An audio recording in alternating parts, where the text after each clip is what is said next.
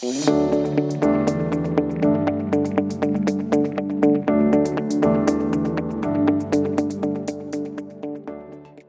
everyone. My name is Chris-Beth Cowie, the founder of Empowered for X and the host of BizGrams. Each day I get the opportunity to introduce to you dynamic entrepreneurs who are killing it and making a positive impact. And today we have none other than Sandra, who is a dynamic entrepreneur. Sandra, good morning to you. How are you doing today? Good morning. You know what? I'm hungry. How are you? Hey, but I'll take it. I feel, Les Brown says you got to get hungry. So as entrepreneurs, that hunger is sometimes physical, but also, just the mental and the passion that we bring to our businesses. So tell us, Sandra, a little bit more about yourself. Who are you and who or what inspired you to begin your entrepreneurial journey? I like what you did there, Chris-Beth. So, you know what, my entrepreneurial journey began probably like a lot of other people's began through something that was unfortunate. Unfortunately, I was in 3 car accidents, but I usually just write down 2 because I had forgotten about the third one a while back. Like, dang, I've been in 3. So they all came in successions of maybe the first one was 3 years later, then it was 2 years later, and then it was a year later. And while I was spiraling down because I was in so much pain, and I'm not used to being in pain, I'm used to being active, and I'm used to being in some type of sport. And it just made me go in a very dark place. And in that dark place, I looked to finding my spiritual path. I looked into finding where I'm supposed to be, and then I picked up my iPad and I just started drawing, and I thought, these things that I'm drawing, I would love them to be on clothes, and I would wear it to feel proud and feel like I belong, to feel seen, to feel empowered. So I thought, you know what? I just kept wishing, and I'm like, hey, well, if it's not out there, looks like I need to do it. So I put these words together. It's their numbers and their letters here. And I thought, okay, you know what? This is pretty cool. And more than cool, it's going to be a conversation piece that people are going to have when they see me wearing the shirt. What is this shirt? What is this about? What are their numbers and letters there? What do they stand for? Then this is how we start the conversation, the race conversation about, okay, well, Black people don't feel like we belong. We are treated differently. We are looking to find a way of embracing who we are and telling others that we embrace who we are. The second we leave our house, Chris-Beth, the second we leave our house, we are Black. Inside our house, we're not.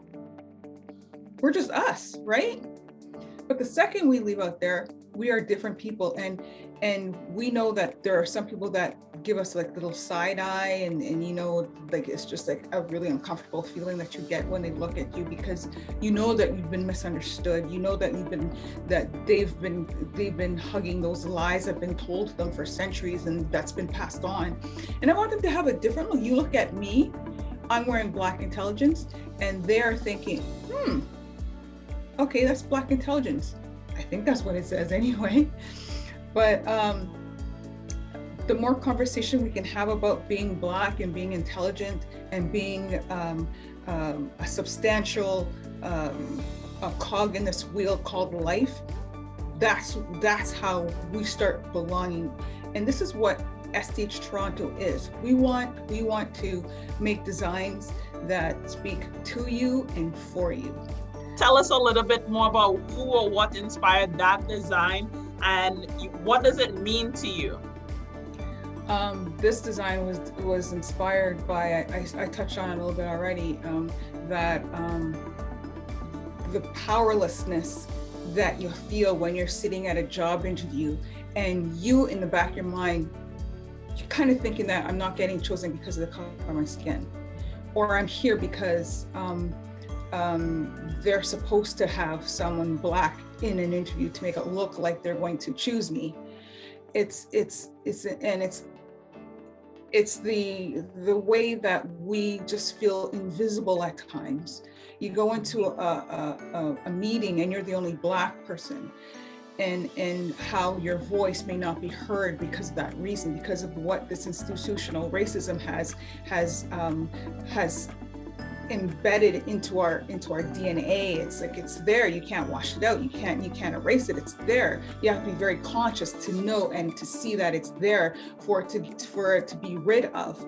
So so these are the things that that went into the designs. The numbers represent our many intelligences, and what I was thinking of was the three ladies that were in Hidden Figures, and they were all called human computers.